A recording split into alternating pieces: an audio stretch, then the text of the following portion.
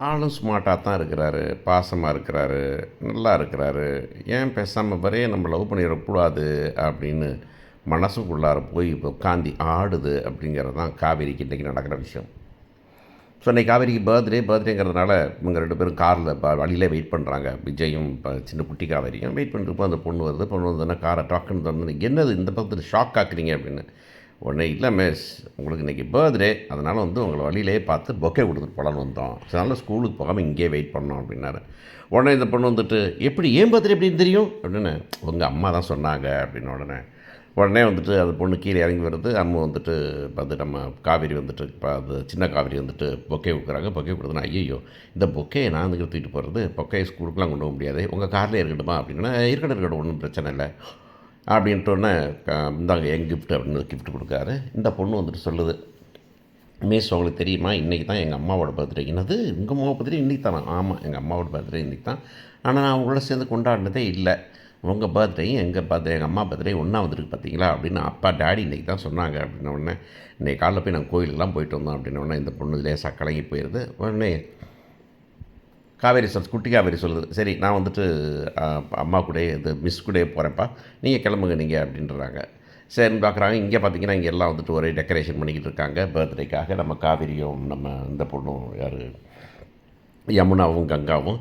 அப்புறம் வந்துட்டு அவர் வாரார் வீட்டுக்கு வந்துட்டு, வாங்க மாமான்னு கூப்பிட்றாங்க. கூப்பிட்டு பேசுகிறோம் நல்லா இருக்கீங்களான்ட்டு. எல்லாம் நல்லா இருக்கணும் அப்படின்னு சொல்லி ஜாலியாக பேசிகிட்டு இருக்கேன். கொஞ்சம் நேரம் பேசிவிட்டு, சரி கொஞ்ச நாள் ஆகட்டும் பார்க்கலாம் எல்லாத்தையும் அப்படின்னு சொல்லி அவங்களுக்குள்ளே ஒருத்தருக்கு ஒருத்தர் மனசை தேர்த்திக்கிறாங்க அப்படிங்கிறத பார்க்குறோம். அப்புறம் சரி நான் போயிட்டு ஈவினிங் குழந்தைய கூப்பிட்டு வரேன் அப்படின்னு சொல்லிட்டு போகிறாரு.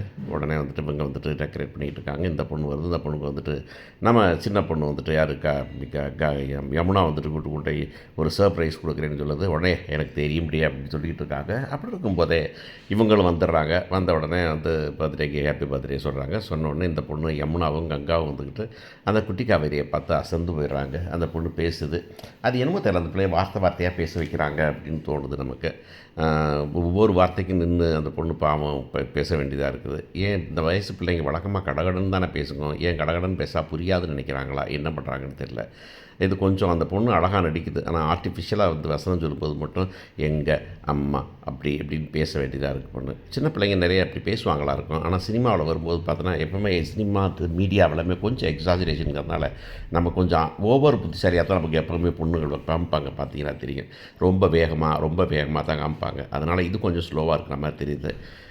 அந்த பொண்ணு வந்துட்டு பேசிட்டு எங்கள் அம்மா இல்லை, எங்கள் அம்மாவோட பர்த்டே கொண்டாடுறதுலேருந்து இருப்பார். சரி கேக் வெட்டலாம் அப்படின்னு. வா நீ வந்து உங்கள் அம்மாவுக்கு சேர்த்து கேக் வெட்டுன்னு சொல்லி சந்தோஷப்படுறாங்க அப்படிங்கிறத பார்க்குறோம். எல்லோரும் சந்தோஷப்பட்டுருப்பார். அப்புறம் சொல்கிறாங்க நம்ம கங்கா, ஏண்டி ரொம்ப ஸ்மார்ட்டாக இருக்கார், உன்னை பார்த்தாலும் பிடிச்சிருக்குது, ஏண்டி பேசாமல் அவரே நீ பேசாமல் லவ் பண்ணி கல்யாணம் முடிச்சுக்க வேண்டியதானே அப்படின்னு இருப்பார். காவேரியும் ஆமாம் இல்லை ஸ்மார்ட்டு தானே அப்படிங்கிறாங்க.